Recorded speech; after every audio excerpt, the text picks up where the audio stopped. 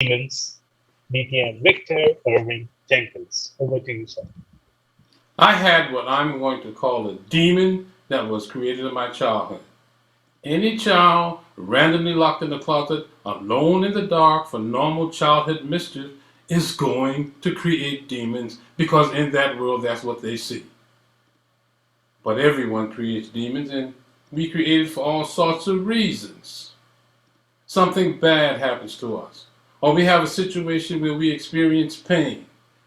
One of the key things about it is we feel that we don't have any control. So all of this leads us to creating what I would call our personal demon. Understand that this demon, or any of the demons that we create, are not real. They're just our story. And we think they're true. And while I carried various demons, I found a way to deal with them, which was basically through drugs and alcohol. In high school, I managed to escape from a lot of the fears and pains by excelling academically.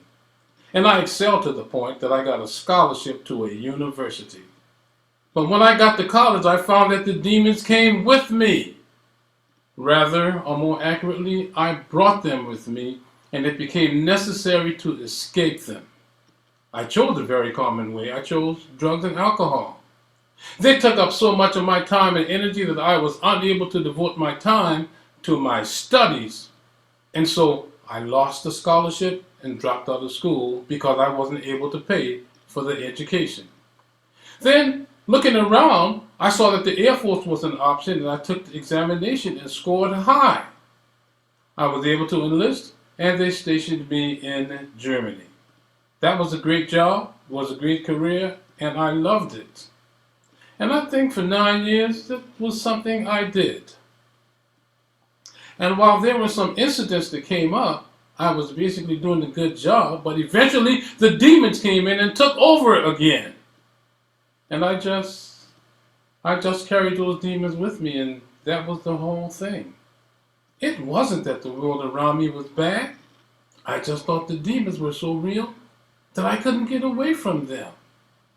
And I fell in with others who, once again, using drugs and alcohol, helped me to escape. And after 9 years, the Air Force asked me to leave. Then, looking around once more, I thought and I said, nursing would be a pretty good career. So I went back to college on the government's dime this time and became a registered nurse. And there the demons continued, but I found myself very much smitten by a young woman. And I wanted to get to know her better. She wouldn't date me unless I went to church. She had a strong faith and she wasn't going to date somebody who at least didn't share her interest in attending church services with her. And there I became aware of Christ again as I looked back on my childhood. And at some point I realized that He was what was missing in my life. So I made a commitment that I would make Christ a part of me, a part of who I am. And once I made that commitment, I realized I couldn't live with those demons anymore. They didn't belong in my life. And through a process of prayer and study, I found that demons could be eliminated. More than that, I became committed to eliminating them totally. I became so committed that I got to a point where they vanished. As those demons vanished, the people whose face I had painted on them began to appear as who they actually were. The people I mischaracterized, like my mother, my father, Captain Wood, my supervisor in the military, and a host of other people were transformed into people to love. Eliminating those demons freed me of all those bad people and everything in my life, and now I choose how to live my life every day. Let me tell you what I mean about this thing. I'm driving along in the city and I suddenly hear this crunching noise underneath my car. So I pull over, and to my dismay I see I have run over a construction sign. The sign fell down and I was unaware of it until I felt and heard the screeching and the scraping against the bottom of my car. I could see the car was basically undrivable. I looked around and there was a job foreman where the construction was going on. So I called him over to the car and showed him the damage, and he looked at it and he looked at me. And he said, well, you ran over it. And I explained, no, I wouldn't have hit it if it was upright. It was lying on the ground. Well, I just think you ran into it, he said. Now, that moment, I could have, and it would have been perfectly understandable, lost it. One of those demons could have come back. And were I an ordinary man, I would have lost it, would have cussed or something. But after all the growth, I am no longer an ordinary man. And I quickly realized that it would be okay. This is what happened. What am I going to do? Thanks to a resident's camera, my point of view was vindicated.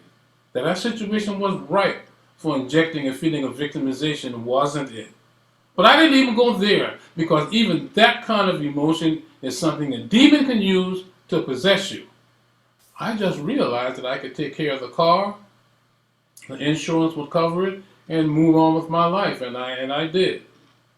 Now we all have that opportunity. We all have a choice, and it's very common to take things that happen personally. Unfortunately, sometimes tragic things just occur, and we make it into a story that's just empowering.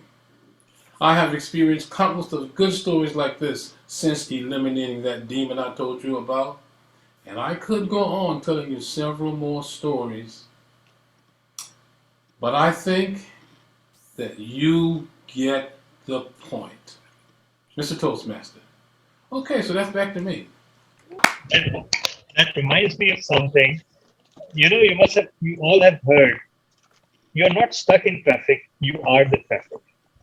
So that's what I say to speakers, that if you are a speaker and you're complaining about 8 speakers, you are one of those 8 speakers. You don't have a right to complain. There are 8 speakers, that's why you got the chance to speak. So that was a challenge that we constantly face, but crucially, the members and the speakers, they don't really mind. So, Toastmasters Latif, what kind of chocolate do you want? Dark